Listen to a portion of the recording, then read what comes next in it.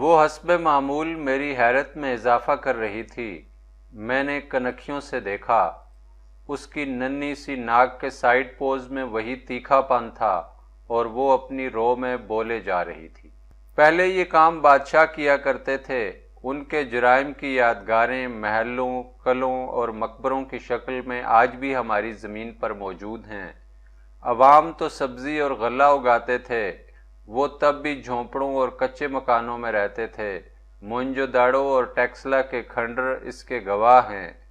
اس دور میں بادشاہ نہیں رہے، اب حاکم اور کارخانے دار آ گئے ہیں۔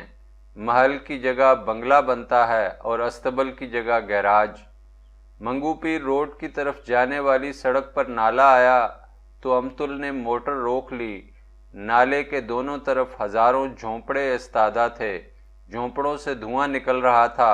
باہر سینکڑوں میلے کچیلے بچے مٹی میں کھیل رہے تھے۔ اس نے میری طرف دیکھا۔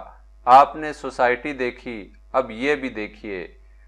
اس وسیع و عریض رقبے میں جتنی کوٹھیاں ہیں، اس سے بہت محدود رقبے میں اس سے زیادہ جھونپڑیاں ہیں۔ 4 کنال کی کوٹھی میں جتنے آدمی بستے ہیں، 4 مرلے کے جھونپڑے میں اس سے زیادہ آدمی رہتے ہیں۔ سوچئے، اگر زندگی وہ ہے تو شاید کوئی معنی بھی رکھتی ہے، اگر زندگی یہ ہے تو اس کے کیا معنی ہیں؟ یہ تفریق کیوں؟ یہ فاصلے کیسے؟ یہ ننگ دھڑنگ کالے کلوٹے بچے، بجھے بجھے چہرے، گندے غلیظ کپڑے، آخر کیا مقصد ہے ان کی زندگی کا؟ اگر مقصد نہیں ہے تو ٹھیک ہے، لیکن اگر ہے کوئی مفہوم تو انہیں اٹھا کر سوسائٹی کے بنگلوں میں کیوں نہیں پہنچایا جاتا؟ وہ طاقت کہاں ہے جو ان خلیجوں کو پاٹ دے؟ جبھی تو کہتی ہوں مجھے یہ دنیا پسند نہیں۔ لوگ اتنے غریب ہیں، اس پر بھی خوش ہیں۔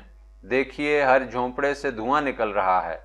میں نے ہولے سے کہا، یہ زندگی کی نشانی ہے۔ ہاں ہاں، یہ زندگی کی نشانی ہے۔ سانپ کے منہ سے پھنکار نکلتی ہے، یہ واقعی اس کی زندگی کی نشانی ہے۔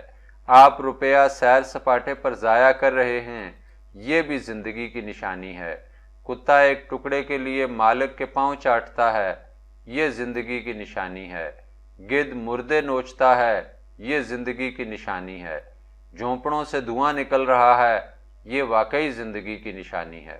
میں اس کا مطلب سمجھ رہا تھا، مگر چھیڑنے کے لیے کہا، سانپ کی پھنکار اس کی فطرت ہے، کتے کا مالک کے پاؤں چاٹنا اس کی جبلت ہے، گدھ کا مردے نوچنا بھی اس کی فطرت ہے، اس لیے یہ سب قابل نفرین نہیں ہے۔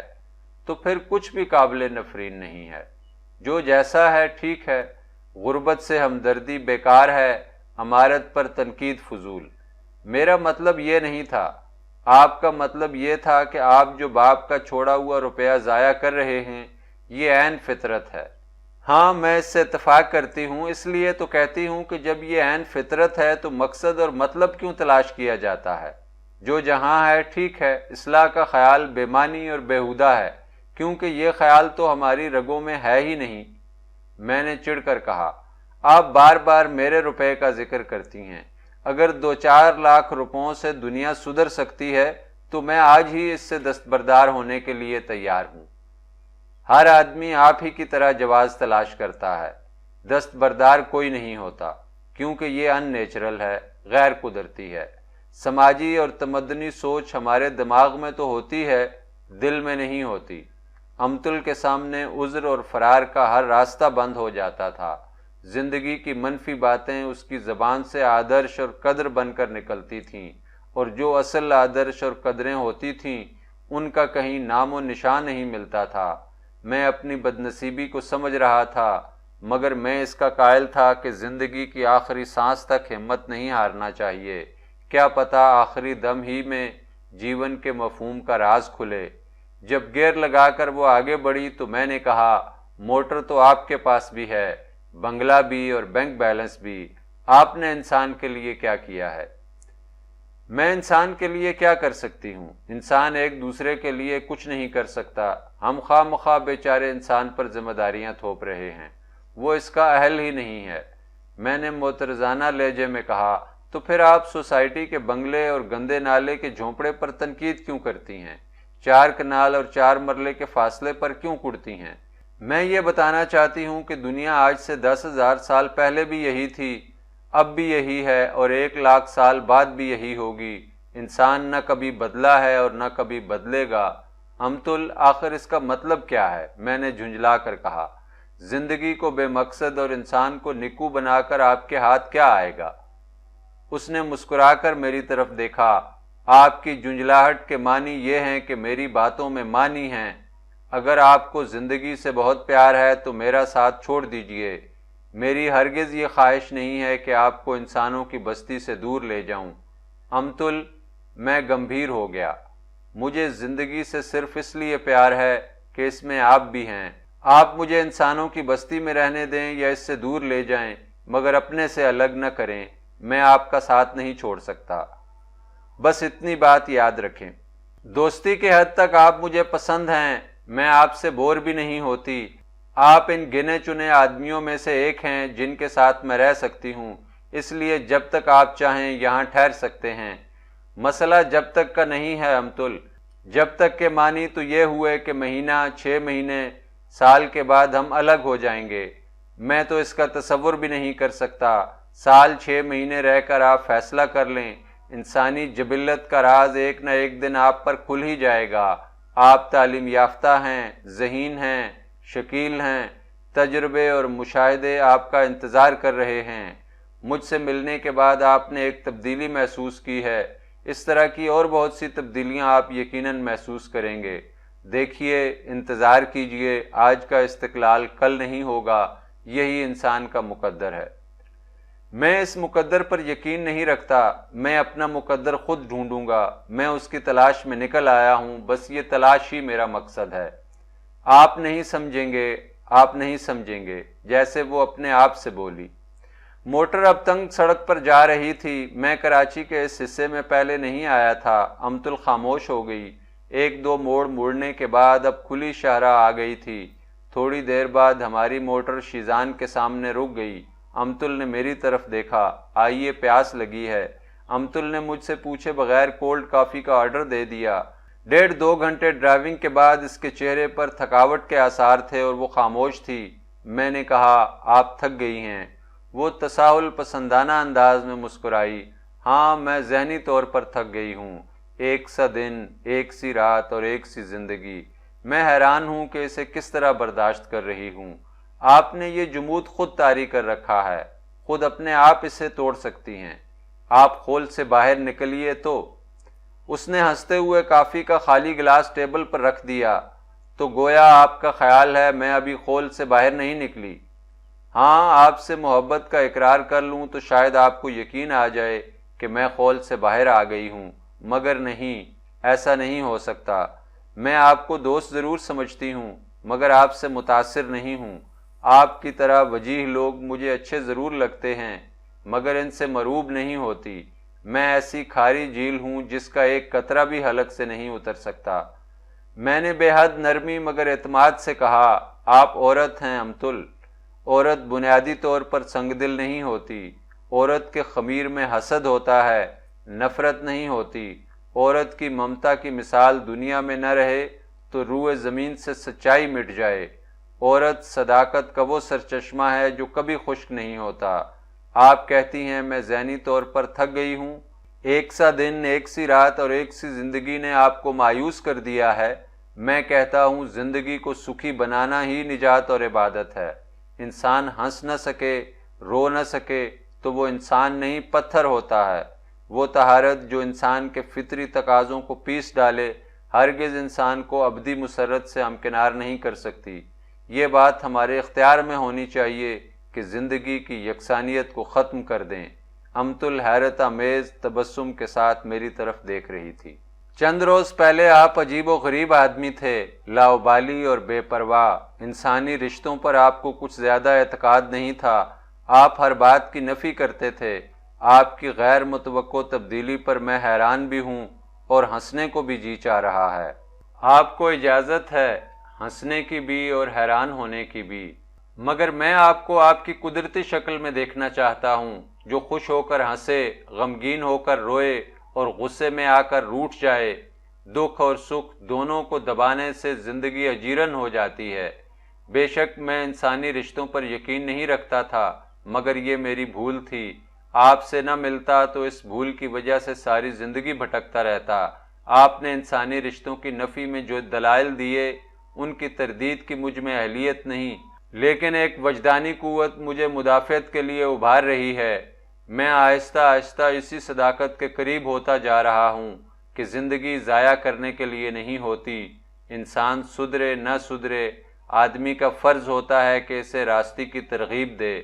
آپ کہیں گی یہ کام پیغمبر، اوتار اور مہاتما کرتے ہی رہے ہیں، مگر میں کہتا ہوں کہ جب تک زمین پر ایک آدمی بھی بستا ہے یہ سوچ زندہ رہنی چاہیے۔ وہ برابر مسکرا رہی تھی اور مجھے تک رہی تھی جیسے 10 سال کا بچہ 18 سال کے بچے جیسی سمجھداری کی بات کر رہا ہو۔ میں اس صورتحال سے سٹپٹا گیا۔ وہ میرے رد عمل سے محظوظ ہوئی اور خوش ہو کر بولی، مجھے خوشی ہوئی کہ آپ زندگی کی طرف لوٹ گئے ہیں۔ میرے رویے میں فرار ہے، آپ اس سے خوفزدہ ہو گئے۔ خود آپ اپنے آپ سے خوفزدہ نہیں تھے، یہ المیہ ہے آپ کی سوچ کا، مگر مجھے آپ کی یہ بات پسند آئی کہ زندگی ضائع کرنے کے لیے نہیں ہوتی۔ ہاں، مر کر بھی کیا ملے گا، پھر زندہ رہنے میں کیا حرج ہے؟ سانپ کو مارو، وہ بچ نکلنے کی کوشش کرتا ہے۔ شیر اور ہاتھی بھی موت کا سامنا نہیں کرتے، پھر انسان سے جینے کا حق کیوں چھینا جائے؟ میں کہتی ہوں بھلے سے جیے، مگر شعور کے ساتھ نہیں، بس وجدان کے ساتھ جیے۔ واپس غار میں چلا جائے، میں اسے پرندوں کے عرفان کے ساتھ جینے کا حق دیتی ہوں۔ یا اللہ، یہ کیسی روح ہے؟ میں ٹک ٹک اس کی طرف دیکھ رہا تھا۔ میرے دماغ کے کسی گوشے میں ایک اور کھڑکی کھل گئی تھی، روشنی کا ایک ہالہ اندر آ گیا تھا۔ وہ اٹھ کھڑی ہوئی، چلیے لنچ گھر کریں گے۔ موٹر میں بیٹھ کر میں سوچنے لگا، روشنی کی کھڑکی جو ابھی ابھی کھلی ہے مجھے کسی سمت کا راستہ بتائے گی، کس طرف لے جائے گی؟ انسان نے جو ترقی کی ہے اسے ملیا میٹ کر دینے سے کیا انسان سکھی ہو جائے گا؟ پرندوں کے عرفان والی بات کتنی پیاری ہے، مگر یہ سب خواب و خیال کی باتیں ہیں، لاکھ میں ایک آدمی بھی شاید اس سے اتفاق نہ کرے۔ پھر میں آخر کیوں ان باتوں سے متاثر ہوتا ہوں؟ کیوں مجھے اس کی باتیں اچھی لگتی ہیں؟ امتل شاید میری ذہنی کیفیت کو سمجھ رہی تھی، بولی، انسان عظیم ہے، اس میں شک نہیں، مگر انسان مکمل نہیں ہے، بس یہی اس کا عظیم المیہ ہے۔ اس کے عظمت کے گن ہر کوئی گاتا ہے، مگر اس کے نامکمل ہونے کا احساس کسی کو نہیں ہے، حالانکہ یہ المیہ اس کی عظمت پر بھاری ہے۔ دنیا کے کسی گوشے میں چلے جائیے، شکستہ دل انسانوں کے جم غفیر ملیں گے، خوبصورت کپڑوں کے نیچے غلیظ جسم اور صحت مند چہروں کے سینے میں ٹوٹے ہوئے دل۔ فرد بھی اداس ہے اور انبوہ بھی۔ جس کے ہاتھ میں سب کچھ ہے وہ جھولی بھی بھرنا چاہتا ہے، اور جس کی جھولی بھری ہوئی ہے اس کی آنکھ میں بھوک ہے، جس کی آنکھ میں بھوک نہیں ہے اس کی روح سوگوار ہے۔ دکھ ہم ازل سے ساتھ لائے ہیں۔ ہمیشہ کی طرح میں خاموش ہو گیا تھا۔ وہ اتنی باتیں کہہ جاتی تھی، ان گنت، انمول، ہر بات کے پیچھے لپکنے کو جی کرتا تھا، بس چلتا تو گھول کر پی جاتا۔ کبھی کبھی ایسا لگتا میں ایک ایسی کتاب پڑھ رہا ہوں جس کا دنیا میں صرف ایک ہی نسخہ ہے اور تمام عالم اس کا متلاشی۔ گھر پہنچ کر ہم موٹر سے اترے تو وہ بولی، آپ ڈرائنگ روم میں بیٹھیں، میں منہ ہاتھ دھو کر آتی ہوں۔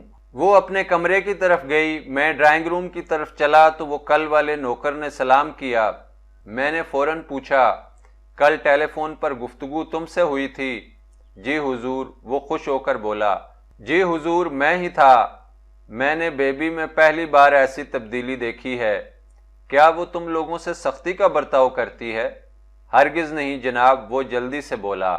مشکل سے مہینوں میں کوئی بات کرتی ہیں، وہ بھی مختصر اور نرم لہجے میں، مگر ان کا روب گھر میں اتنا ہے کہ ہر آدمی ڈرتا ہے۔ جب وہ گھر میں موجود ہوں تو چڑیا بھی دم نہیں مارتی۔ میں نے ہنس کر پوچھا، جب ڈانٹتی نہیں، ناراض نہیں ہوتی تو پھر تم لوگ ڈرتے کیوں ہو؟ یہی تو بات ہے سرکار، عاطف صاحب ڈانٹتے ہیں، ناراض ہوتے ہیں، ہم لوگ انہیں چکمہ بھی دے جاتے ہیں، مگر بیبی سے کوئی ایسا سلوک نہیں کر سکتا۔ سارے ملازم اس سے دبتے ہیں اور دل سے ان کی عزت بھی کرتے ہیں۔ مجھے عجیب سی خوشی ہوئی، ایک گمبھیر مسکان میرے لبوں پر پھیل گئی۔ امتل کے خوبصورت ڈرائنگ روم کی بھی ایک خاص شخصیت تھی جس سے آدمی متاثر ہوتا تھا۔ تھوڑی دیر میں عاطف بھی پہنچ گیا، امتل بھی آ گئی۔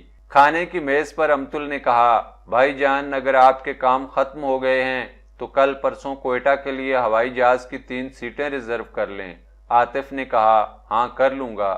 مجھے عاطف کی ادا بہت پسند آئی، کاروباری آدمی ہے، 50 ذمہ داریاں ہیں مگر بہن کی خوشی کے لیے ہر اثار پر تیار رہتا ہے۔ بقول امتل، زندگی بے مقصد سہی مگر ایسی بے مقصد بھی نہیں ہے۔